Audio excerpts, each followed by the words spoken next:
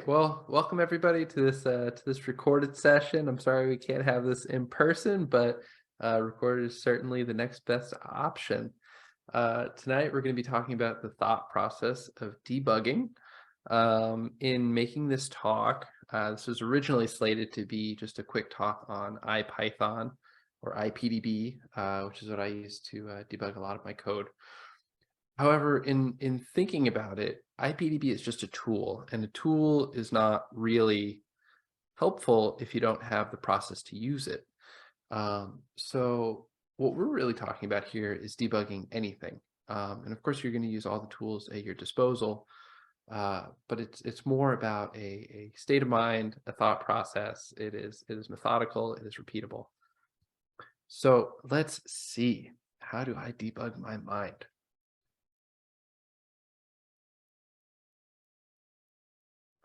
So our table of contents is we're going to start with the process of debugging.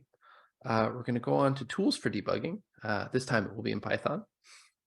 We're going to configure our breakpoint so that we can use this handy dandy little Python shortcut from Python 3. We'll highlight some other tools and resources, and then I will send you on your way. Real quick before we get started as well, I always like to give my thank yous. A lot of this talk was inspired by Julia Evans' blog. Please check it out. It's really fantastic content. She makes zines, she makes comics. All of her stuff is super helpful, very approachable for beginners, and also surprisingly thorough. I want to thank Jeff Fisher for reaching out to get me to organize this talk. He's always been very supportive and encouraging for me to make more content. And I'd like to thank my old job for having lots of bugs in the production environment where I couldn't use my my debuggers inside of my IDEs. I had to use debuggers that were already installed in the production environment. So that's how I got pretty decent at PDB. All right. So starting off, what is debugging? How do I see debugging? I really think debugging, first and foremost, is one of the most important skills for separating a sort of entry-level engineer from a mid-level engineer from a senior-level engineer. I've noticed, especially in senior-level engineers, that there is a process, there is a repeatable way of debugging problems where senior engineers can gain insight from complicated and unfamiliar systems quickly and efficiently. So your thought process in debugging should be structured, repeatable process for gaining insight. It should start at the top and dig down. So again, you always want to start at like a 30,000 foot view and then go all the way down to ground level rather than hunt and peck, which I've seen a lot of people do, especially just plop in 100 print statements all over the place to try and see, where your code's getting hit inside of your terminal. That's not super helpful. And domain knowledge helps, but it's not required. And in fact, I would say that debugging or using these processes, even on code that doesn't have bugs, just to understand it more thoroughly, would help grow domain knowledge. So let's talk about some strategies. This is the sort of thought process I go down. We're going to have a couple sort of sub slides here.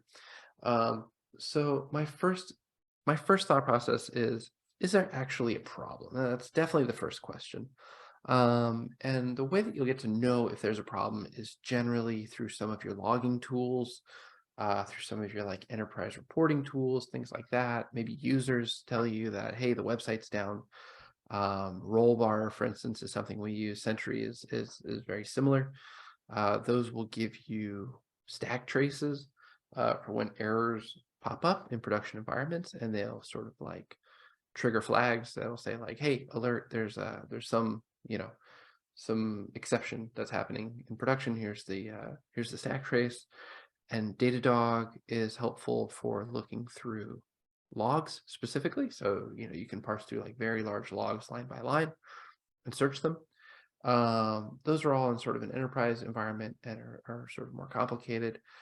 When you're debugging locally, ideally, you'll have the text files locally of the logs, and you can look through them with grep, which is super simple. you just do a little bit of like string search, string matching. I use a program called, I think it's Silver Surfer, whose command is AG, which is the chemical sign for silver. It's very similar to grep. It just has some nicer syntax highlighting, and it's supposed to be a little bit faster. So check that out if you're interested. Second step, is there actually a problem, is can you reproduce that problem locally? That is super important in the debugging process. If you can't debug it locally, it's almost impossible to debug. Again, I've had to debug a lot in production environments, so it's not completely, completely impossible, but it does make it significantly more difficult. Step 2, you've determined that there is actually a problem. What next? Let's gain some background on the problem. So in the case of rollbar, sentry, or your text-based logs, you're going to have some sort of output from the logs, some sort of, error reporting, some sort of stack trace, something like that. You're going to want to find the line in that stack trace that's most relevant to your file, and you're going to want to Google it. Surely if you're seeing it, somebody else has seen it some other time in history. So, Stack Overflow is your friend. Take advantage, learn the package, learn the error, and you'll start to gain some intuition about where to head next. And the next step is going to be isolate the problem. So you figured out generally where the issue is rather, but maybe not what's causing the issue. So now is when we start dropping breakpoints. We start dropping print statements, whatever you want. We're going to do that inside of our code, and we're going to remove extra variables. We're going to remove extra state to try and isolate exactly the state that causes the bug. And the next one, I promise you, is the most important one. You only want to make one change at a time, and be prodigious about committing your changes and annotating them with descriptions. If you make a million changes, if you change all these different places and your bug starts to work, I promise you have squashed one bug and created 2 more. So it's very important that in the process of debugging, you are also litigious about removing any old code that hasn't fixed your bug. It sort of ties right back into isolating the problem. Lastly, a nice framework is test-driven development. It doesn't always work, especially on sort of like large monolith code bases with very slow tests. Test-driven development can be sort of prohibitively slow. But if that's not the case, if you have a smaller code base, if it is useful, definitely give it a try. It's super helpful, and it'll sort of like change your thought process and how to debug. So the process of test-driven development is, first off, you have the starting state of broken code. You're going to write a test that expects the fixed behavior inside of your test base. You're going to run that test, and that test should fail because the code is in a buggy state or like an underlying broken state. You're going to try your fixes, and every time you try a fix, instead of dropping a bunch of breakpoints or whatever like that, you're just going to run your tests, and it's going to run really quickly.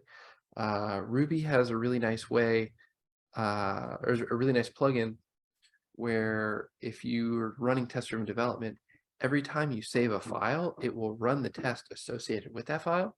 So it makes this TDD cycle really fast, really, really, really fast. So you like make a code change, press save, look at your command line, it's already running the test. Did it pass? Did it fail? And then you can go back and try again. And that cycle is very, very slick. So let's start the process of debugging with a real life example. We're going to debug my microwave. I know the picture's a little bit cut off here. Imagine a microwave. There's a screen at the bottom. So one day I came along, we were boiling some bottles beneath it for sterilization, and all of a sudden, after boiling some bottles for about an hour, this little code, it was 5E or SE or something like that, shows up on the screen, and my microwave will not work anymore. So step 1, is there actually a problem? The screen was very dim, which I don't know if that was particularly a problem. It was dim before, dim after. That seems maybe not so big of a deal. The screen was showing this SE5E code, and the microwave did not start any longer. So if I press start, nothing would happen. So I would say definitely check mark. There is a problem. We got to figure out how to fix that. So we're going to gather some background. Like I said, if it's popped up for you, it's popped up for 1,000 other people. Google's your best friend. So it looks like the SE code, which it wasn't an S5 code, the SE code is that there's a problem with the touchpad or control board. So as I was looking through some YouTube videos and some articles on this, it seems like if you just sort of unplug and plug back in the wires and you clean the connectors on the control board, that seemed to solve it for a lot of other people. So let's isolate the problem. You can see here that we're trying to get down to the control board, which was in here. It was going so-so. Definitely took a lot of the microwave apart. Let's move that. Okay, so as we can see, we got some of the wires back here. So I was thinking, we take this and we clean it. We take this and we clean it. Make sure to document it so we can put it all back in the same way and do them one at a time so that we can try to isolate our problems. So I went through and did that, but I didn't really see any issues. So I was getting the idea that maybe there was something a little bit worse. And I tell you what, you can't really see it in this picture, but around the corners of here and around the corner here, around the edges of this the circuit board, I saw some little legs sticking out. So I thought we should maybe dig a little bit deeper to perhaps truly debug this problem. So step down one more time, and we can see on the back of this board, which is definitely fried. And if you look here, it was actually delaminated from the the silicon substrate. Same over here. On the reverse of this board, there were two resistors where both of these were fried. So as it worked out, debugging my system was actually debugging my system. There were physically bugs underneath there that water had condensed on top of the bugs. And that water allowed the positive and negative terminal of the resistors to contact each other and sent a big old jolt of electricity through the back of the board and completely ruined the thing. So we have fully isolated our issue at this point. And I think we can continue to our next step, which is buying a new microwave. Had this been a newer microwave, and the parts that have been more available, I think it would have made sense to just buy a replacement part. But this is a pretty old microwave. It was a little janky already. So we opted instead to just buy a new microwave, but that certainly isolated the problem to the entire microwave. Now, I know that's a bit of an abstract example, but it's again to build intuition, because we're going to bring that same process to our code. Debugging code should be no different than debugging things in the real world. You're still doing the same process of trying to gather information and bolster your understanding of complicated systems. So one helpful part of that, which I know I've seen a lot of engineers, and very senior engineers as well, use lots of print statements. I'm going to give Drake a hand on that one. I think breakpoints are way better because you can interact with things directly, and it will help shorten that understanding loop, so we can get more feedback faster. This is a big ugly wall of text. It looks kind of brutal right now. I mainly have this up as a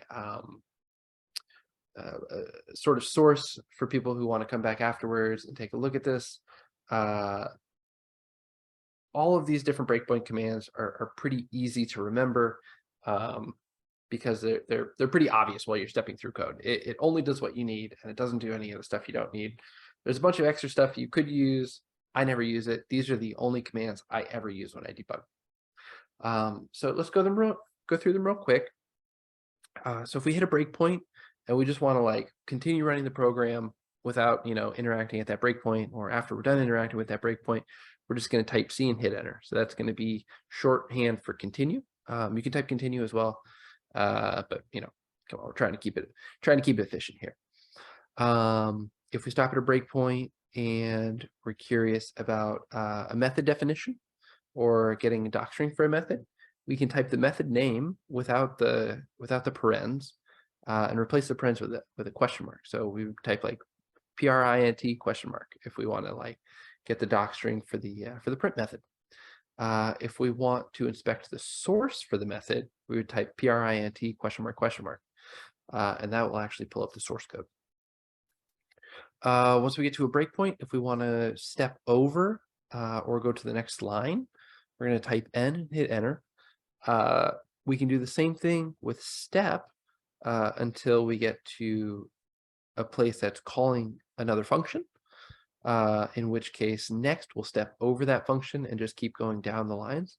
Step will actually go into that function. So we have step over versus step into. So those are definitely going to be your two most helpful. If you're running completely on command line and you're not using, an IDE or something like that, or a text editor, list and list long can be helpful to see the context of where you're at. I always think it's helpful too, like if I step into a bunch of files to sort of get my bearings. If it's away from the original file that I placed a breakpoint at. Another thing to help you get your bearings is where. So that's going to be W. That we can do at any time, and it'll give us the entire call stack with the full path of the file for each layer of the call stack, and the line of code with a couple lines around it to give you context about like what called the thing in the layer of the text stack. We'll look at that a little bit closer later. Next, we have up and down. So that will go up and down the call stack.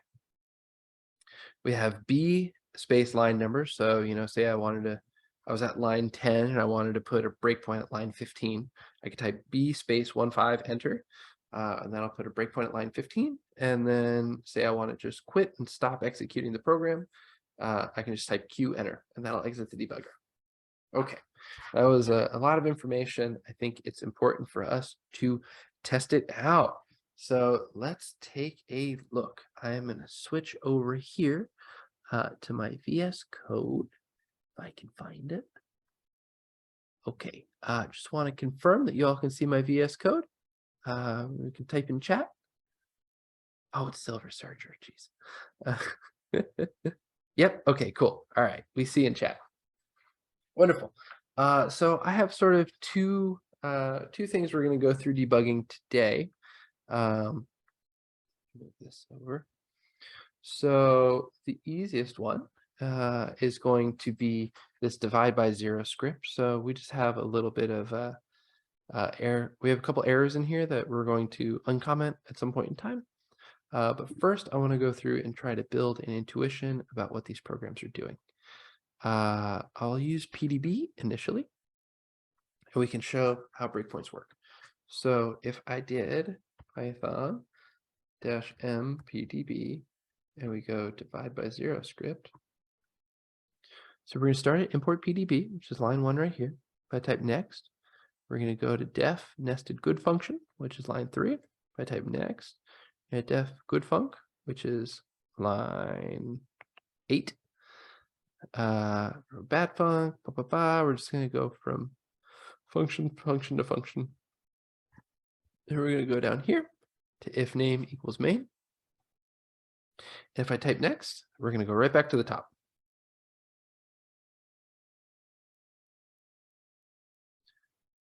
All right, so what the heck happened there? That wasn't helpful at all, was it? That's basically just what Python runs when it's first going over your script. It's looking at all the method definitions, getting those into memory so that they can be called, and just setting up the running of the program. Really what we want to do here is we want to go into main, which will come down here, and then maybe we want to go into good function, bad function, see our return. So let's go back down to main. And let's see where we are real quick. So if we see we're at line 33, which is the end of the file, perfect.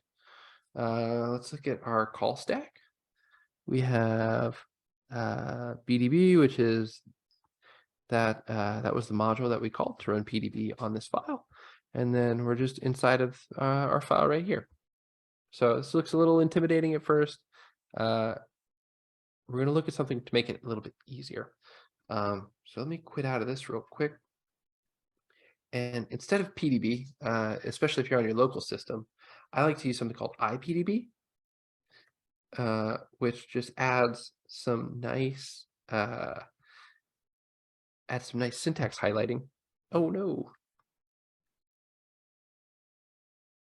Gotta activate our virtual environment.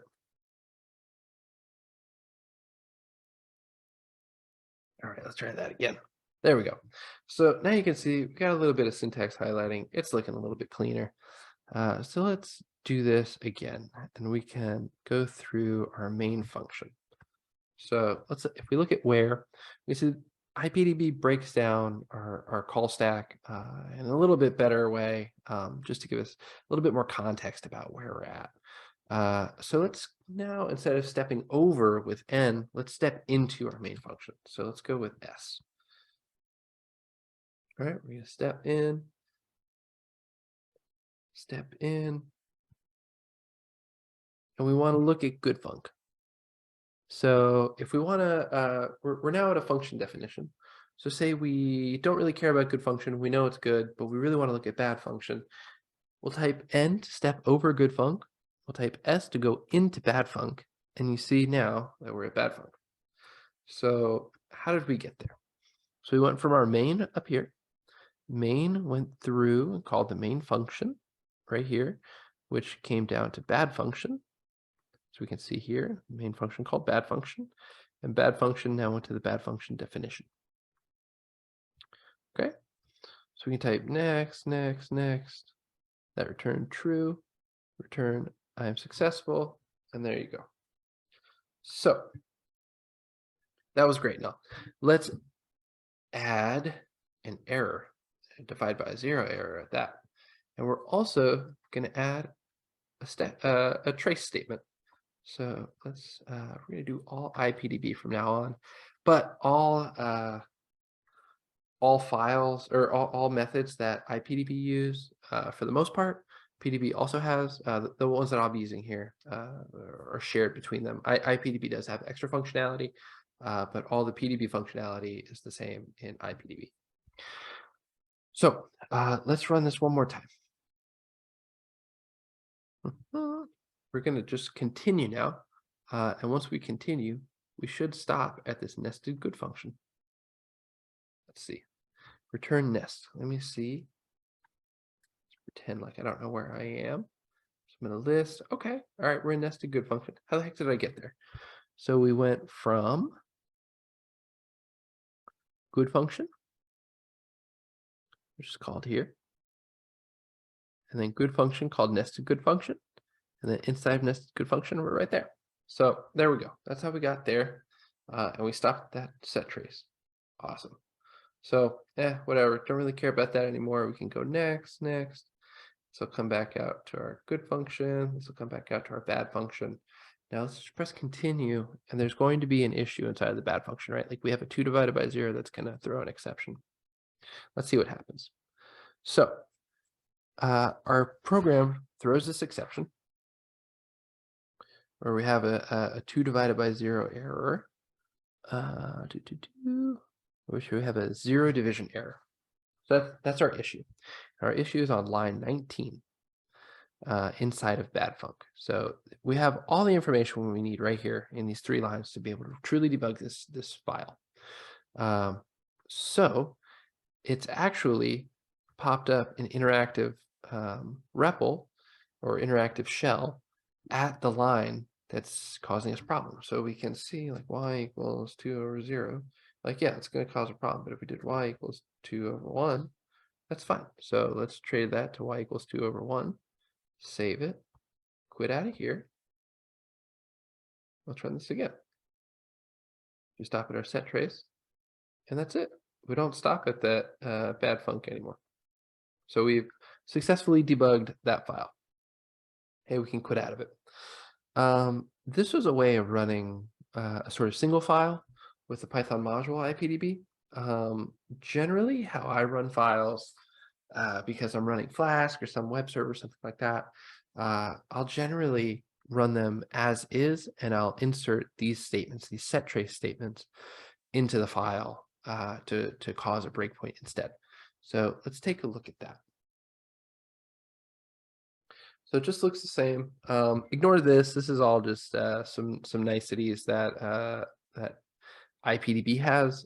You can set it to import a bunch of stuff at the beginning whenever ipdb is invoked. So let's look at where we are. So we're at nest equals true on line 6, right here, line 6. Boom.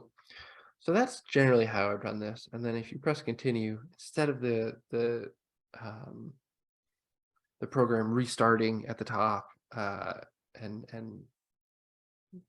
pausing and opening a REPL at the top, it would instead just finish, and send either an error code or success code to the parent system.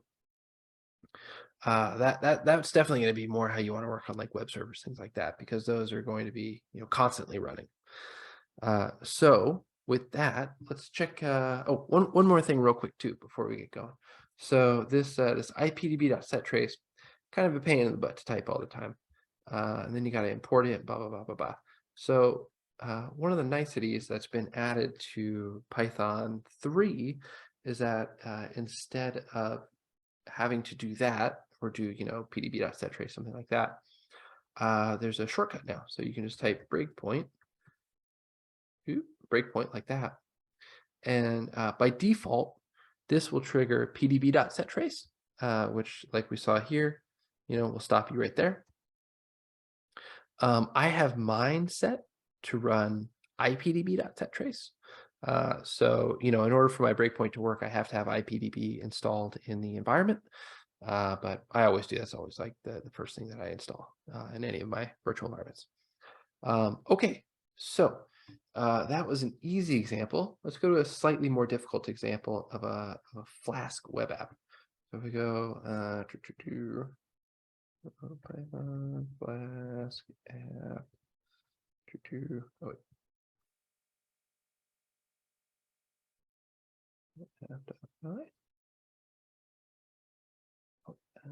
Flask.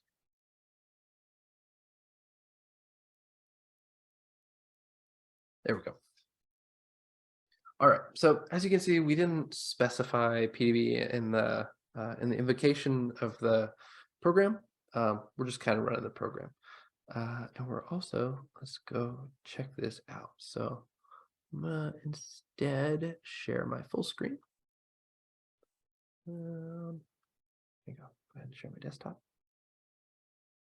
So let's go back to Firefox. We'll open this, and we have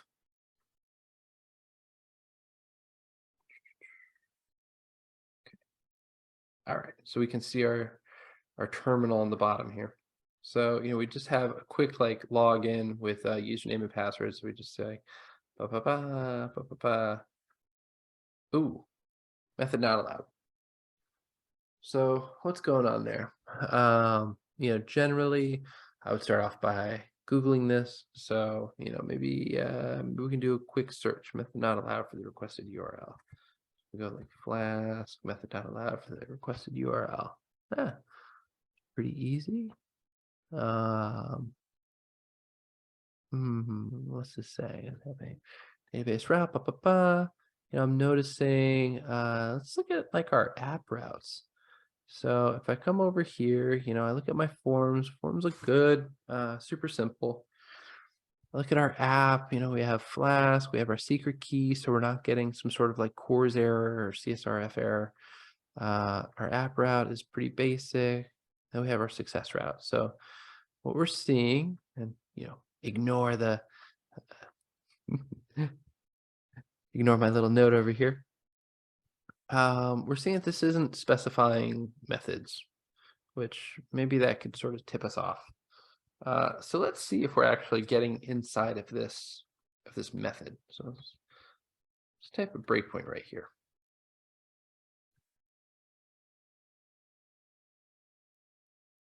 Okay.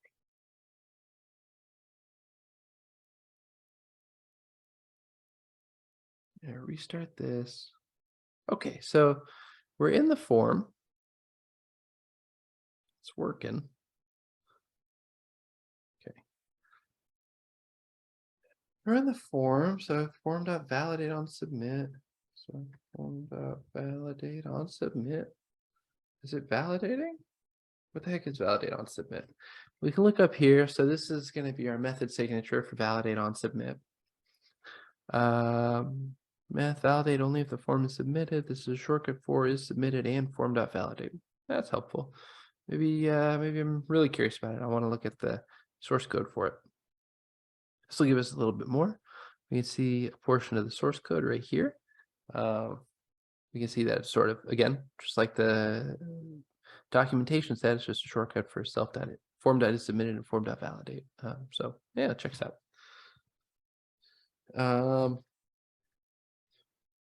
So it did not validate on submit. That's interesting.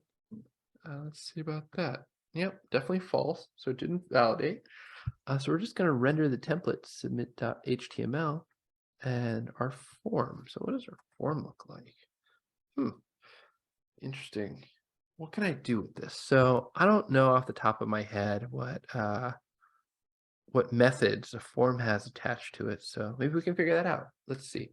What I like to use a lot is dir, what does dir do? I guess we can't look up dir.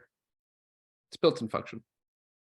Dir will show the methods that are attached to a variable, class, a type, all that sort of stuff. So let's see. So we want dir, and then we want to do it for our form. Now, this is nice and all, but I'd like it if it was a little bit better formatted. So we can do pp, which is pretty print, and that'll pretty print all the methods that we have. So we can see, once we look past these sort of underscore methods. So this is a dunder method up here, so double underscore, and our sort of private methods are single underscore. We look at the public methods, which have no underscore before them. So we can see like CSRF token, which we haven't had a CSRF or a CORS error. So we don't have to worry about that. I think that's pretty well set. So maybe we can look at like data or is submitted, things like that. So let's look at is submitted. So form is submitted, which I think we already looked at, which was false. Maybe there's something on form dot username.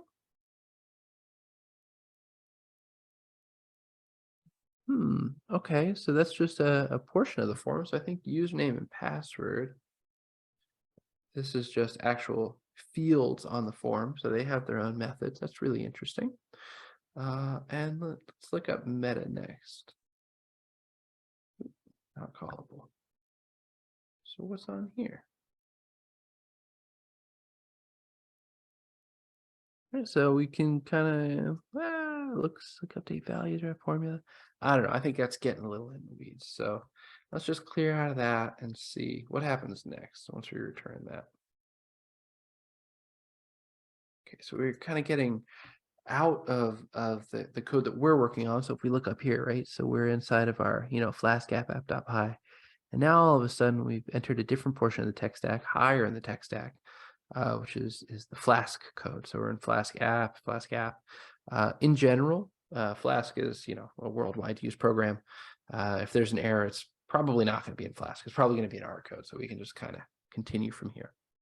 So it loads again. Cool. Let's try one more time. Interesting. Okay, so this time when we press submit, it didn't hit our breakpoint. So we expect it to go like 1, 2, and return submit.html on a get, but we want it to go from form to if form validate to here on a post. So we need this to accept two different sorts of methods. So we want to do instead, which we basically saw right here, Stack Overflow. So we want to take methods get and post. Let's try that instead. Now I would expect us to hit this breakpoint on get, which is when we reload this page, which we do. And I now expect it to also hit when we type post, which it now does. And we can see that our form should validate now, which it does. Excellent. And we can redirect to our success. There you go. We have successfully debugged a web server of sufficient complication and mystery using only Stack Overflow. All right, demo went well. Thank heavens for that. So I had mentioned before that I changed my breakpoint behavior from using pdb.setTrace to ipdb.setTrace, and that's pretty easy. Basically, wherever you have a Python environment, you can just type export Python breakpoint equals ipdb.setTrace. So I like doing this using something called envrc. So if we this, through info dir env is what it's called, rather. Dir env, this is sort of my favorite. So it'll load and unload environments based on the current directory. So the way we do that is I'm going to just type in envrc. We'll say, we're going to export Python breakpoint to setTrace. We're going to allow it because you don't want somebody else to type code in there and then for it to just automatically execute on your command line. That would be a huge security issue. So let's type dir env allow. And just like that, we now have this Python breakpoint inside of this directory. So that will always be part of the environment. I also have it at a higher level, sort of in my global environment, but I would definitely recommend to do it on an environment by environment basis. And lastly, how to like really exit breakpoints if they're in a for loop. So this is kind of a pain. And I want to show a specific example of this because this always would get me. Gotta reduce that. Okay, so if we come back to this divide by zero script, right? Let's say if we add a little in here. So we go for I in range 10.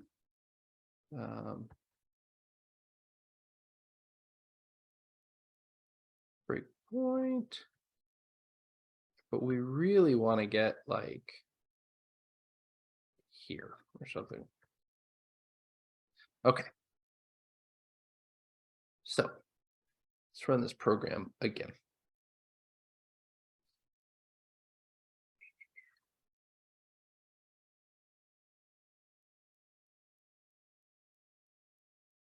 Try to divide by zero script. So, okay, we got our breakpoint high. All right, not super helpful. We're just kind of like stuck. So let's try continue. We're still stuck. So, say you're unsure how many iterations there are like thousands of iterations instead of just 10, and you want to continue your program, but you don't want to quit. So, as an example, you could quit here and that'll quit your execution. But if you want to just continue your program, say, see if your if your code fixed something and you just kind of forgot to remove your breakpoint, whatever, what you can do is you set the underlying, right? So let's type, what is breakpoint? So breakpoint is built-in function. Yeah. We know because of our syntax highlighting and what I just said about setting our environment variable that it is ipdb.setTrace. So instead what we'll do is ipdb.setTrace equals lambda 0. So we're going to redefine the function as a lambda statement, which is basically anytime we send anything to it, it's just going to immediately respond 0 and kind of continue. Oh, you got to import it first. All right, so let's type next. And there we go. We just print hi 10 times. Okay. And now we're cooking with fire.